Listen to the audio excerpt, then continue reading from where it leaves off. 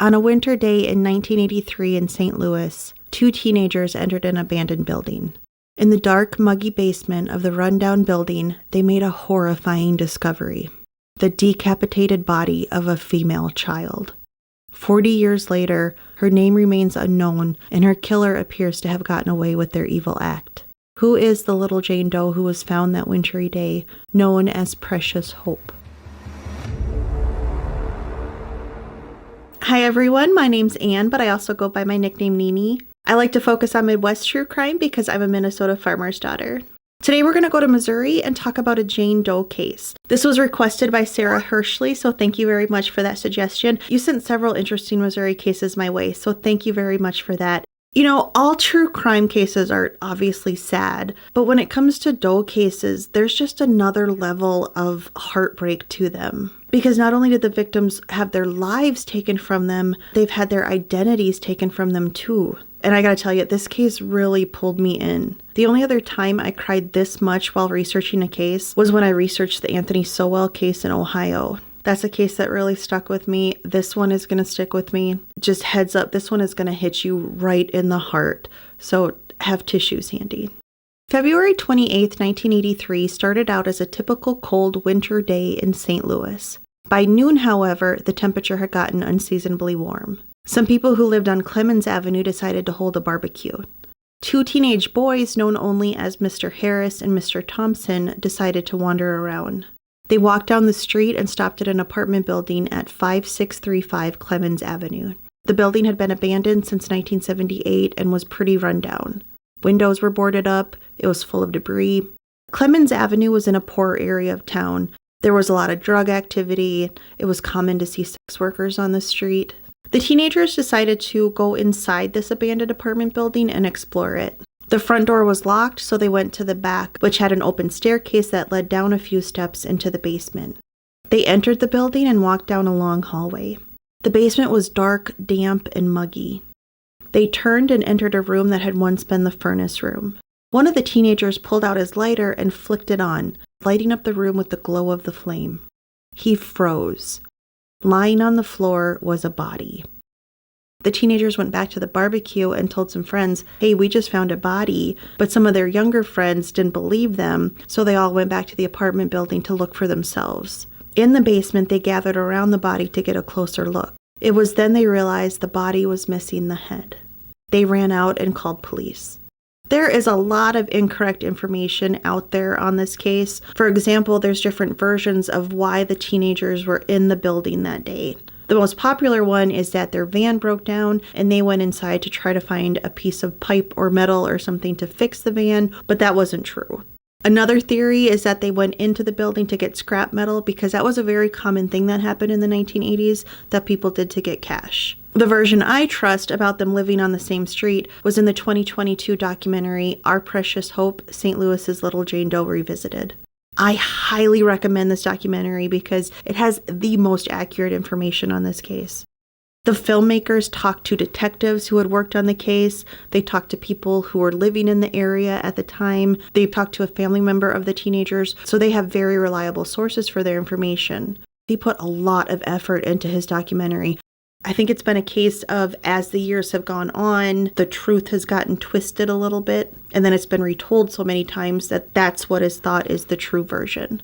But I highly recommend this documentary. I have it linked below. But anyway, back to February 1983. Police arrived at the apartment building and a small crowd gathered nearby. The body was of an African-American female. She was lying on her stomach with her hands tied behind her back with red and white striped nylon rope that looked like boat or ski rope. She was wearing a yellow V-neck sweater that was covered in blood and mud. She was naked from the waist down. Police initially thought she was a sex worker or a drug addict due to the neighborhood they were in, but when they turned her body over, they realized she had not gone through puberty yet. She was a child. The medical examiner later estimated her age to be between 8 and 11 years. Her body had been laying on a pile of debris, including a board that ended up with her blood on it. Police also found blood on the basement wall right outside the entry to the furnace room. Police believe she was killed somewhere else and disposed of in the abandoned building, and as the killer carried her into the building, that's how her blood got onto the wall.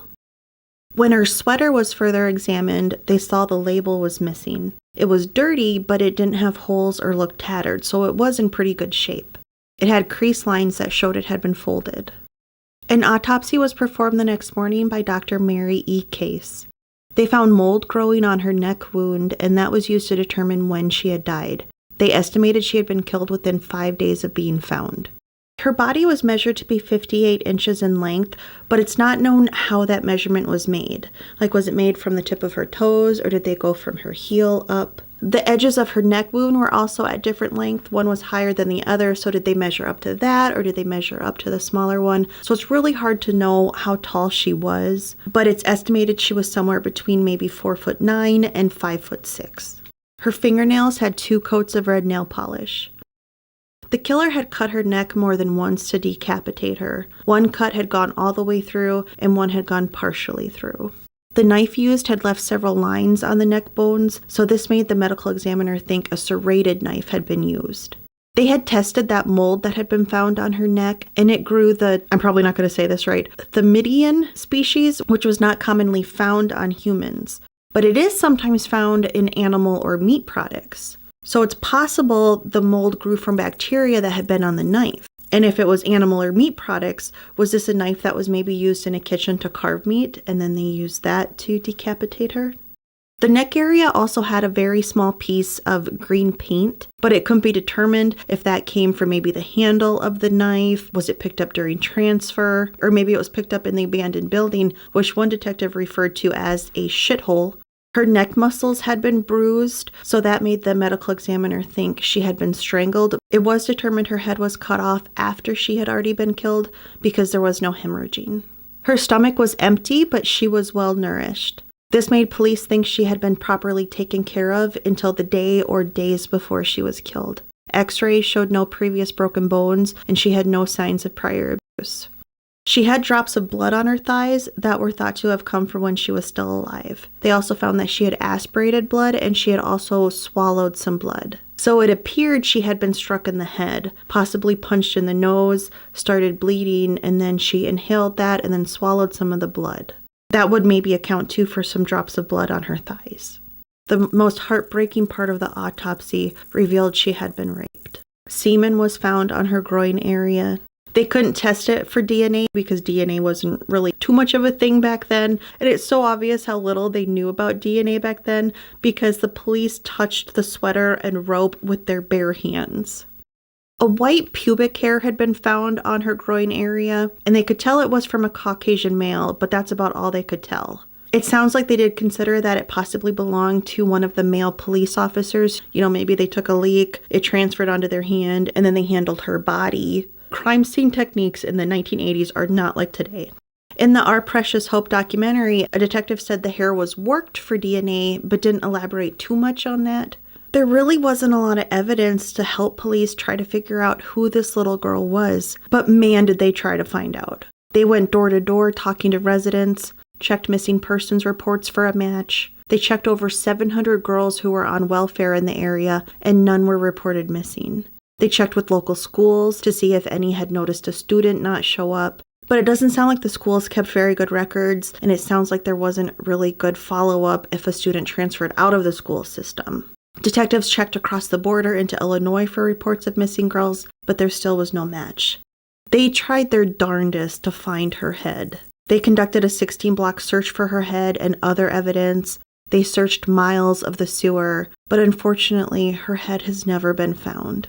That makes dental identification impossible, and it also makes facial reconstruction impossible. That's usually what's relied upon in Doe cases to try to identify them. I'm sure you've seen that. I don't want to say funny, but you can tell it's not a picture of a real person, but it gives you an idea of what that person looked like, and that's just not an option in this case. Police did save DNA samples, footprints, and her fingerprints. They did find some hairs that were growing on the back of her neck, so they kept those hairs as samples. Since they had tried to find out if she was missing in the local area and nothing came up as a match for that, police feel she wasn't from the St. Louis area. But they do think her killer was, because the abandoned building is not near any major roads that go into St. Louis. So somebody had to know it was there and know that it was abandoned. Police looked into the 2 teenagers who had found the body to see if maybe they were possible suspects, but they cleared them. It sounds like they were traumatized from it, and who could blame them? The media called her Sweater Girl at first since she had been found in only her sweater, but that changed to Little Jane Doe and St. Louis Jane Doe. They kept her body in the morgue for several months thinking somebody would come claim her, but nobody ever did. So on December 2nd, 1983, they buried her in Washington Park Cemetery. She was buried in a plain white casket. It was a very small funeral. The gravediggers were the pallbearers. Only a handful of people were there, and it was basically the detectives and media. One attendee was Detective Joe Burgoon, who had been one of the first people at the crime scene. You know how chairs are always set up at graveside services for immediate family members to sit in? 4 chairs were set up next to her grave, but they remained empty. It was a stark reminder that nobody in her life seemed to care that this little girl had passed away. She was initially in an unmarked grave, but the owners of a monument business, Charles and Mary Schaefer, wanted to donate a gravestone. But the medical examiner's office said they wouldn't allow them to do that because it would be inappropriate. After some school children sent them a letter asking why was it inappropriate, they changed their mind. In May 1984, a gravestone was put up. The Schaefers left space on it for her name if it was ever found out. St. Louis Jane Doe's case went cold, but it wasn't for lack of effort on the part of the detectives. Every year on the anniversary of when she was found, they put out an all-points bulletin. As crime databases were created over the years, such as VICAP and NamUs, they put her info in them, but got no hits. In 1990, Detective Joe Burgoon went on the Oprah Winfrey Show to talk about the St. Louis Jane Doe case. In 1993, the psychic show called Sightings contacted the investigators, and they did an episode on this case. Detectives at this point were like, we'll try anything. The show's psychic, Noreen Reiner, contacted investigators and requested that they mail the sweater and rope to her where she lived in Florida so she could touch it and get a vision. And they actually mailed them to her. Who approved that? Just imagine doing that in some high-profile cases, like say O.J. Simpson. Can you imagine calling them up and being like, hey, you know that glove you found at the crime scene? Could you mail it to me so I could touch it and maybe get a vision? And police say, okay, and just stick it in an envelope and mail it to you? Like, what the heck? I do have a lot of respect for the detectives on this case. I don't want to bash them too much because many of them have been dedicated to this case for years and have not given up, but this was a major boo-boo. Noreen received the sweater and rope and said she got a vision that St. Louis Jane Doe said a teacher took her and she got a vision of a man. Police created a sketch of that man. I think psychics are full of crap, but I will put up a picture of the sketch just so you can see what the man looks like. Noreen said she mailed the sweater and rope back to St. Louis police and had a receipt of mailing it that sounds like it might have been verified by a local detective, but police never received the sweater and rope back. They assumed it had gotten lost in the mail. So today, nobody knows where the sweater and rope are. I know it sounds like it was mailed back for sure, but you do have to wonder if Noreen maybe kept it, which would be a super shitty thing to do. It's just another devastating part of this case because what if they had the sweater and rope and with new technology that's available today, they could have scanned it, maybe found some skin cells or something, and then test that for possible suspects. The detectives do admit that they did make a big mistake by mailing the sweater and rope to Noreen. She said, I sent it back, but never came here, never got it. It's embarrassing, but you're doing it in good faith. In October 1999, the apartment building was demolished and the lot is now empty. Over the years, police received dozens of tips, letters and phone calls that never led to anything. People claimed to have skulls that they thought were St. Louis Jane Doe's, but testing ruled it out. An informant told police her head was hanging from a tree in Waterloo, Illinois. Detectives searched the area and found nothing. Then they found out this informant had a history of lying to police. In 2001, a Kansas City woman named Sharon Nolte felt certain that St. Louis Jane Doe was Native American and that her name was Shannon Johnson. She spent 7 years and $20,000 of her own money trying to prove this. Apparently, DNA testing was performed, and St. Louis Jane Doe is not Shannon Johnson. In 2013, investigators decided to exhume her body to do further testing. Unfortunately, the cemetery she was buried in was an absolute mess. The owner had even ended her own life because she was being sued over mismanagement of the cemetery. Washington Park Cemetery had been established in 1920 as an African American cemetery because cemeteries were segregated at the time. It hadn't been used for new burials since the 1980s. Over the years, many bodies had to be relocated as the cemetery lost some of its grounds to the nearby airport that expanded and the construction of I-70. The cemetery kept very poor records. Bodies ended up buried on top of other bodies. Bodies were buried in graves with gravestones for someone else. Bones were even on top of the ground. When they exhumed St. Louis Jane Doe's grave, they found 3 bodies, but none were her. So they had to find out where she was. This little girl just could not catch a break. Detective Joe Burgoon, who had been working on the case now for 30 years, tried to help find her. Authorities looked at photos from her 1983 burial to see the trees that were in the background and tried to narrow it down that way. People trying to find St. Louis Jane Doe also used geological surveys.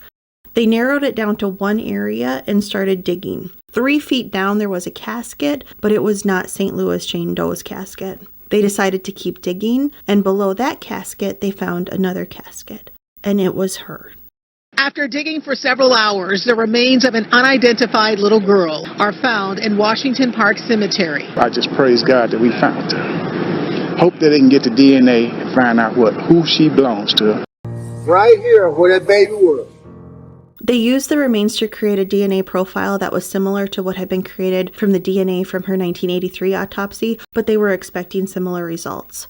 Bone samples were sent to the University of North Texas and the Smithsonian to perform isotope tests. From my understanding, where you are in the United States and what water you drink can result in different minerals being in your bones. So the minerals that they find in the bones can narrow down what part of the United States you lived in. I didn't even know this was a thing, but it's kind of cool. The Smithsonian results suggested she had lived in Minnesota, Wisconsin, Michigan, Indiana, Ohio, West Virginia, or Pennsylvania. The University of North Texas results suggested she had lived in Texas, Louisiana, Alabama, Georgia, Mississippi, Florida, Tennessee, North Carolina, or South Carolina.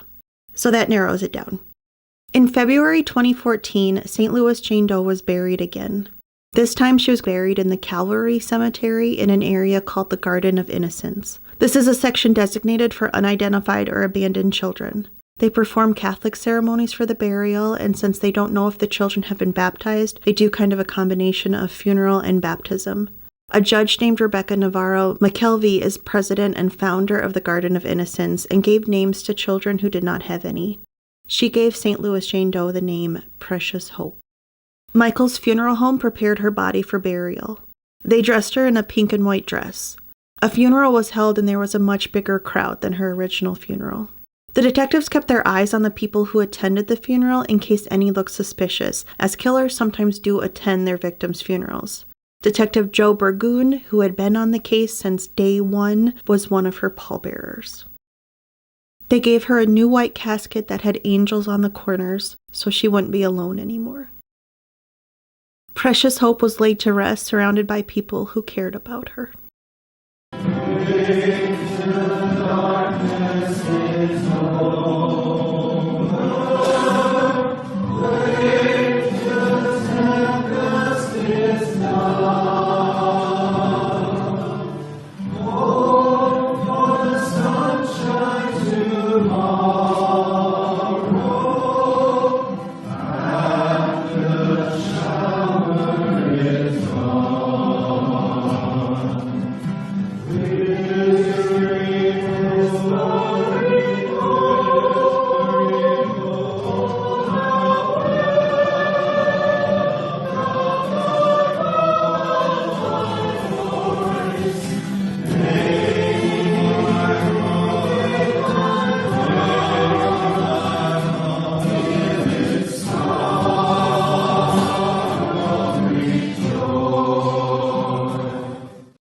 That's the part that really got to me, because it seems like in her life, nobody cared about her. But in her death, so many people cared about her. Going back to when she was buried in 1983, and the people who donated a gravestone because they wanted her to have one. And then when that was denied, the school children who pressed the medical examiner's office to get one. All the detectives over the years who have never given up on this case. And then when they tried to exhume her and they couldn't find her body, there was a whole bunch of people putting a bunch of effort in to try to find her. And then when they had the second funeral for her and all the people that showed up to care about her and pay their respects. And, in the funeral home to put her in a little pink dress like that, ooh.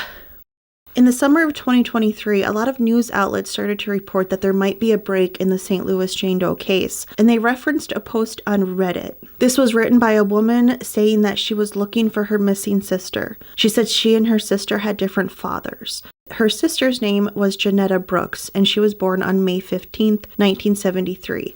She said in the post that Janetta's father picked her up in January of 1983, and that was the last time she had ever seen her. Unfortunately, it appears that the post was a hoax, so that's just a shame. I mean, you have people out there putting in all kinds of effort to try to find answers in this case, and then you have some asshole out there who makes a fake post, getting everybody riled up, thinking that they might actually find out who she is. Now, there are some theories regarding this case. The killer removing her head seemed to be an obvious attempt to try to hide her identity, which makes you wonder if it wasn't the killer's first murder. 2 serial killers have been considered suspects in this case. One was Vernon Brown. While living in St. Louis, he lured a 9-year-old into his basement, assaulted her, and strangled her to death. He then disposed of her body in trash bags that he left outside his house. He also murdered an 18-year-old in her apartment and left her body there. Those murders occurred in 1985 and 1986, both in St. Louis. It's not known where he was living in February of 1983, but in 1985 and shortly after, he lived in places that were within 4 miles of the abandoned building where Precious Hope was discovered. He went to prison, and police did press him to try to find out if he was responsible for the murder of Precious Hope, but it sounds like he wasn't really willing to talk to him, and he denied it. He was executed in 2005. Another possible suspect was Tommy Lynn Sells. He killed at least 22 people. In July 1983, 5 months after Precious Hope's murder, he murdered a 33-year-old woman and her 4-year-old daughter in St. Louis. Tommy sexually assaulted most of his victims. Their ages ranged from literally a newborn to in their 50s, and a lot of them were in the 10 to 14 year range, and they think Precious Hope was between 8 and 11. Tommy killed his victims by shooting, stabbing, or beating them to death, and he usually left them where he had killed them. He was known to be in Arkansas at the end of 1982, but it's not known where he was from then until July 1983 when he killed in St. Louis. When he was questioned about Precious Hope, he confessed to killing an African-American female child around 1983, but didn't give details. It sounds like Tommy confessed to every case he was questioned about. Like he was one of those egotistical killers who wanted to have the most kills. He was also executed in 2014 in Texas. But whether it was Vernon Brown or Tommy Sells or some other killer, somebody would have reported her missing, and nobody did. It seems like the most likely theory is that a parent or a caregiver murdered her. This is a rather infamous Jane Doe case, so it's really hard to believe in 40 years nobody would come forward and say, hey, that could be my daughter. Because even if it's a long shot, if you care and love your child and they're missing, and you hear of a child matching a similar description is found in Missouri, it doesn't matter if you live in Alaska, you'll probably call up the police and say, hey, can you check if that's my daughter? No parent, sibling, cousin, teacher, nobody has come forward and said she was missing. So it makes you think maybe they didn't want to find her. There is a possibility that maybe her parents were killed too and disposed of elsewhere, but still you would think there would be somebody who would know, oh, there's this family with this little girl and we found the bodies of the parents, but we don't know where the daughter is. I do wonder if maybe her mother had a boyfriend who was a bad dude. He assaulted her and killed her, and then the mother helped cover it up. Because it definitely wouldn't be the first time a mother has chosen a shitty boyfriend over her own child. A similar case occurred in 2001 in nearby Kansas City.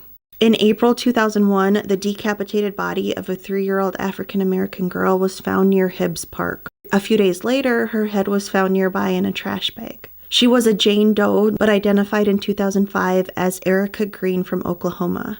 Her mom, Michelle Johnson, and stepfather, Harold Johnson, were convicted of her murder in 2008. Apparently, Erica had refused to go to bed, and Harold lost his cool and beat her to death. Michelle helped him cover it up. The cases are similar, but I don't think they're related because they occurred 20 years apart. But neither Michelle nor Harold ever reported Erica as missing. So it shows when a parent or caregiver is responsible, they won't report the child as missing. And it also shows when a mother chooses a man over her child and that man kills her child, she will support him enough to bring him to another state to get rid of the body. Remember, they don't think Precious Hope is from the St. Louis area. So maybe a mother and her boyfriend lived in a different state and then they drove to St. Louis to get rid of the body. But they would have had to have known about the abandoned building. So I don't know there. Unfortunately, over 40 years later, we still don't know who Precious Hope is or who her killer is. In 2019, St. Louis created a cold case unit, and they have an entire room dedicated to Precious Hope. These detectives are so dedicated to her. The detectives who have worked on her case have said hers is one of the cases that haunts them. I'm very curious about the semen. There's probably a better way to word that. But they had found semen on her. I didn't find anything that said they still have it on file. I'm sure if they do, they have already ran it through the databases to see if it matched anybody. I'm sure they still have Vernon Brown and Tommy Sell's DNA on file. So if they still had the semen, they could test it against that and maybe officially rule them out or find out they did it. In the documentary, Our Precious Hope, it was revealed that Parabon Labs has been working on the Precious Hope case, which is so exciting because this lab has been groundbreaking in solving cold cases. They do genealogy testing, and this stuff is so fascinating. I don't quite understand how it all works because the science part of my brain is incompetent at times, but it's still fascinating. They can take blood, and from that, they can create a composite of what that person might look like. I was watching Dateline recently, and I don't remember what the case was, but they had some blood, and Parabon Labs helped them to create an image of what the killer probably looked like. And when they actually were able to link it to a killer and convict him, he looked so much like that composite that they had made from just his blood. It was mind-blowing. You can also use it to try to help identify Doe victims. But unfortunately, when the blood is from somebody age 14 or younger, it does not give an accurate result of what they might look like. Since Precious Hope was between the ages of 8 and 11, that's not going to be an accurate test. But if they still have the semen, can they use that to try to create an image of what the killer might look like? Or does it have to be blood? See, like I said, I don't quite understand how it all works, but I am curious. But that doesn't mean there's no hope with Parabon Labs. CeCe Moore is a leading genealogist who has been working on Precious Hope's case with Parabon Labs. She said they are limited in which DNA databases they can use due to most of the ancestry databases, terms of services, not allowing them access. So they can't use popular sites like 23andMe, but can only use samples sent to GEDmatch and Family Tree DNA. From my understanding, and again, not a science girl, but millions and millions and millions of DNA samples are sent to these databases, but because of the terms and services that limit which databases they can access, they can only test their sample against a very tiny portion of those millions and millions of samples that are sent to these databases. In Precious Hope's case, they did get 2 very distant matches, but sounds like it was still hard to find any answers because the 2 matches were 99 years old and 100 years old. When it comes to African American history, there were not records kept of slaves. So when you start to get into that range, there's just no way to find out family trees. Because I guess what you do is you get a distant match and then you have to go back further in their family tree to find like grandparents or great-grandparents that might be cousins or whatever. When those records just aren't there, you have no info to go off of. CeCe explained it much better than I did. Again, I highly recommend watching that documentary. It doesn't sound like they're giving up on the genealogy testing though. I do think DNA and genealogy is going to be the only way answers are ever received in this case. This is just such a heartbreaking case. This poor little girl suffered so much before she died. She was just an innocent little girl and somebody hurt her and then just tossed her away like she didn't matter. Her killer probably thought nobody would ever find her in the basement or that it would be years before her body was discovered. It's actually very lucky that those 2 teenagers found her as soon as they did. I think the most heartbreaking thing about this case is that it just seems like more people cared about Precious Hope in death than they did in life. The first gravestone Precious Hope had a saying at the bottom that read, "The saddened hearts were healed in knowing the pain of life is over and the beauty of the soul revealed." That's all I have for this case. I'd love to hear your thoughts below. Thank you so much for watching. I'll see you next time.